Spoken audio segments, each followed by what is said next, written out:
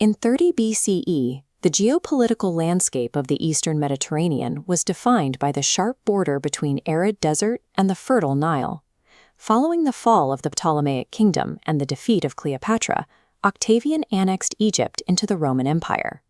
The annexation provided Octavian with a hyper-efficient caloric engine capable of feeding an exploding domestic population. This topographical map of the Nile River basin shows the seasonal flood boundaries. The resulting agricultural yield zones are predictable and massive, creating an unmatched surplus.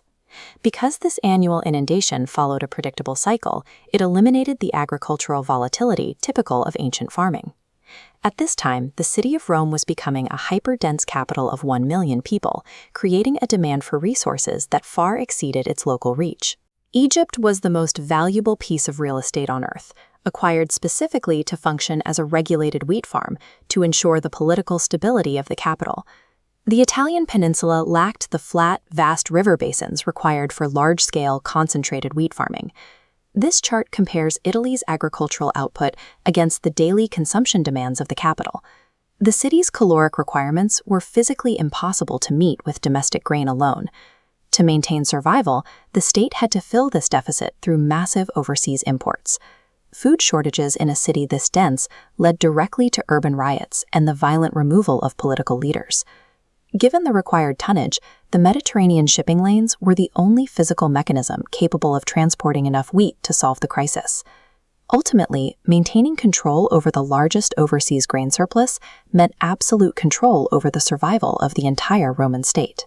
Upon annexation, Augustus Caesar legally reclassified Egypt, treating it as a unique administrative entity, distinct from any other province. Standard Roman practice involved assigning high-ranking senatorial elites to govern newly acquired territories as proconsuls. This chart illustrates how Augustus bypassed the Senate entirely, establishing a direct administrative line to Egypt. He classified the province as his personal property to maintain absolute control over the claustra Annone, enacting a law prohibiting any Roman senator from entering without explicit written permission. This administrative quarantine addressed a critical geographic vulnerability. The Nile's export infrastructure was a single point of failure. A rogue politician in Egypt could easily seize the centralized ports and blockade the grain supply to weaponize it against the emperor. Because of Rome's daily caloric deficit, a blockade of the claustra Annone would starve the capital into submission in weeks. Egypt's extreme isolation was engineered by political paranoia to protect the empire's ultimate supply chain bottleneck.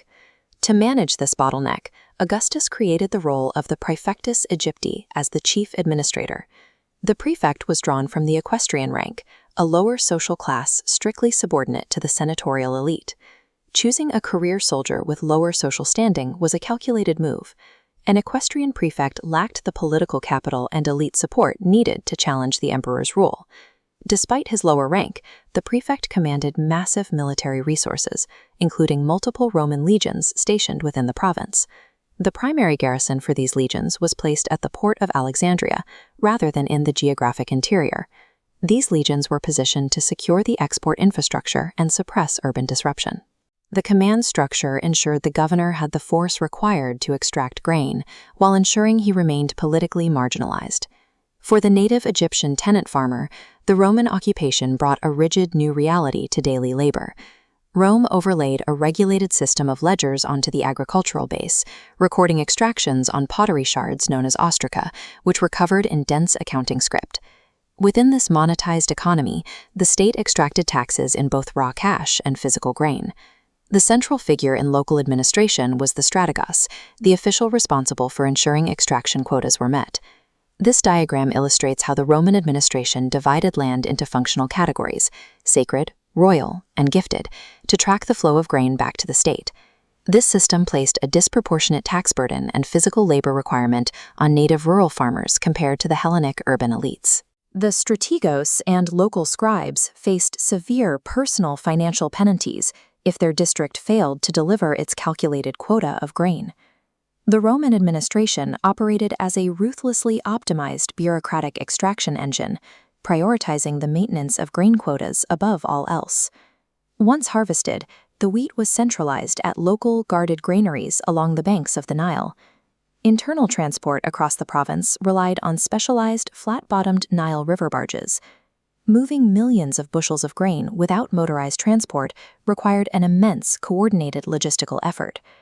This logistics network moved the centralized grain down the Nile, using the river's flow to reach the Mediterranean coast.